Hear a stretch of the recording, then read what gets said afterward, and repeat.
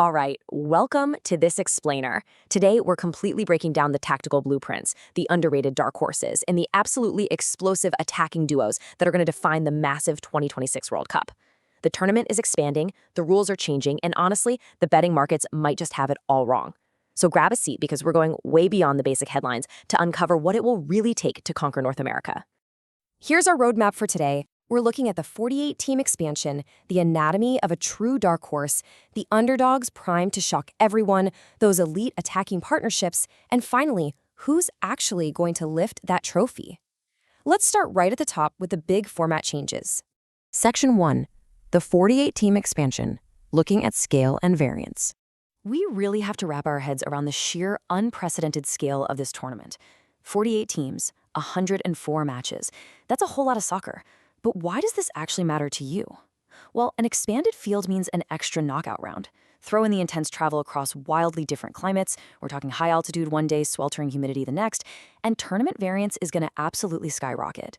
It's no longer just a sprint, it's an extreme endurance marathon like we've literally never seen in the history of the sport. And all that chaos brings up the single biggest question on every soccer fan's mind since 2022. Who is going to be the next Morocco? Who's the giant killer that will completely shock the world in 2026? That brings us right into Section 2, the anatomy of a dark horse, focusing on tactics over pure hype. So what actually makes a dark horse? We're talking about a competitor whose structural performance indicators, things like defensive compactness and midfield control, massively exceed their implied betting market probability. We're not just looking for a lucky team that catches a good break, right? We want structurally sound contenders that the prediction markets have totally undervalued. Because let's be real, betting odds often just price in brand recognition and crowd psychology instead of the actual tactical nuance. To really nail this down, a true dark horse relies on 4 foundational pillars. 1. Defensive compactness. 2. Midfield control. 3. Squad depth. And 4. Counter efficiency. To survive extreme climates and a grueling 8-game knockout schedule, a team absolutely needs to be able to sit in a disciplined low block, soak up pressure, and control the tempo just to conserve energy. And hey, if you can efficiently convert your limited counterattacks in a low-possession game, you're going to dramatically outperform what the odds makers expect from you. Moving on to Section 3, underdogs primed to shock. It's all about perception versus reality. Let's actually apply this formula to some specific teams. Right now, prediction markets give Colombia roughly a 5% chance, the USA at 4.3%, Japan at 2.7%, and Ecuador at 2.4%. But you gotta remember, these percentages just reflect public expectation. They definitely don't tell the whole tactical story. Take the US men's national team, for example. On one hand, you've got massive host nation momentum, travel familiarity, and a huge crowd narrative. Naturally, that inflates their betting odds. But on the flip side, their structural reality points to some pretty major defensive inconsistencies. So are they being overpriced by pure emotion? It's that classic clash of a great narrative going up against actual tactical structure. Meanwhile, look at some of the really dangerous structural underdogs out there. You've got Ecuador bringing pure defensive grit. I mean, they proved in qualifying they concede almost nothing, even up at brutal high altitudes. Then there's Japan, operating like an absolute machine with their synchronized pressing and lightning-fast attacks down the sidelines. Norway brings the sheer inevitable star power of Erling Haaland.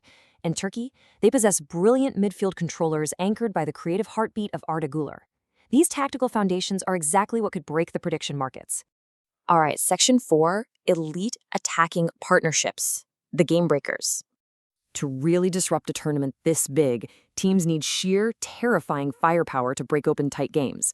France brings what you could call a triangle of terror, with Mbappe, Dembélé, and Olise coming at you from 3 completely unpredictable angles. Spain deploys this absolute hurricane of the wings, with Lamine Yamal and Nico Williams just stretching defenses to their breaking point. And Egypt, they unleash pure Premier League pace with the lethal interchanging runs of Mo Salah and Omar Marmash. We also absolutely cannot ignore the flawless space-invading magic of Germany's Musiala. That's Jamal Musiala and Florian Wirtz operating as a terrifying dual threat number 10.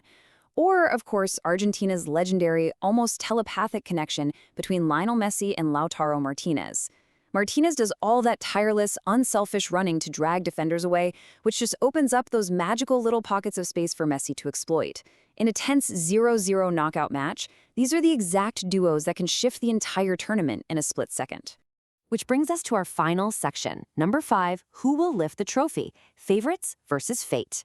Look, while the dark horses are absolutely going to cause chaos, the favorites to actually lift the trophy are still those deep, star-studded squads. Brazil offers unmatched attacking depth that can systematically dismantle tight defensive blocks.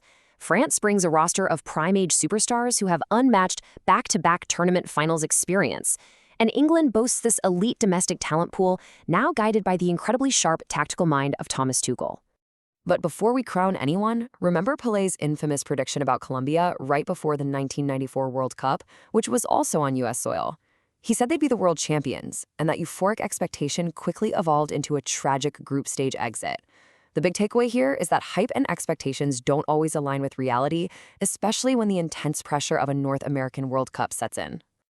Ultimately, the analysts over at WSN are predicting that Brazil will finally end their 24-year drought by edging out France in the final.